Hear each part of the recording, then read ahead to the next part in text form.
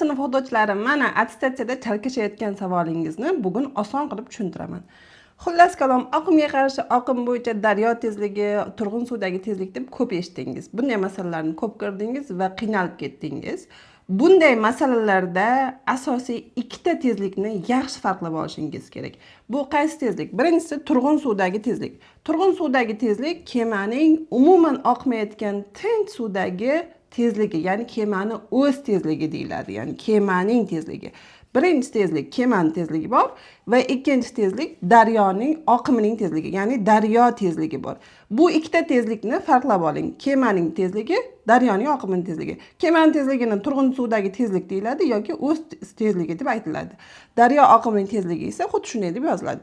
Mana shu ikkita tezlik orqali bular kelib chiqadi. Bular nima? Oqim bo'yicha tezlik, oqimga qarshi tezlik. Mana masalada birinchisida kemaning o'z tezligi 6 km/soat, daryoning tezligi esa 3 km/soat bo'lsa, kemaning oqim bo'yicha tezligi, oqim bo'yicha degani kema ham, daryo ham bir tarafga qarab oqyapti degani.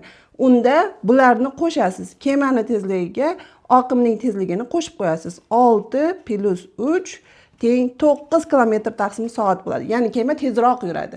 Va ikkinchisida oqimga qarshi tezlik. Oqimga qarshi tezlikda kemaning turg'un suvdagi tezligi 11 km/soat, bu degani o'z tezligi. Daryo oqimining tezligi esa 6 km/soat. Bu esa daryoning tezligi, suvning tezligi. Oqimga qarshi tezlik desa, siz kemaning tezligidan ayirasiz oqimning tezligini, ya'ni suvning tezligini. Ayirganimda 5 km/soat. Bular bir-biriga qarama-qarshi suzyapti, shuning uchun ayriladi. Keyingi videolar uchun like va podpiska kutib qolaman. Kommentariyalaringizda eng zo'rlarini tanlab, nasib bo'lsa juda chiroyli sovg'a beraman.